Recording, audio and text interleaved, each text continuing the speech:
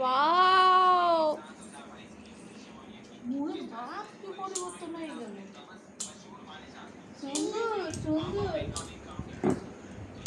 Wow,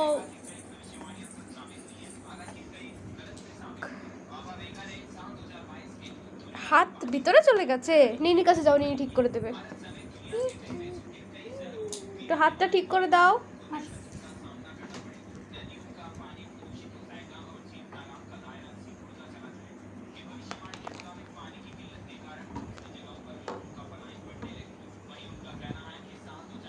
কত সুন্দর, পেয়ারা দেখাচ্ছি।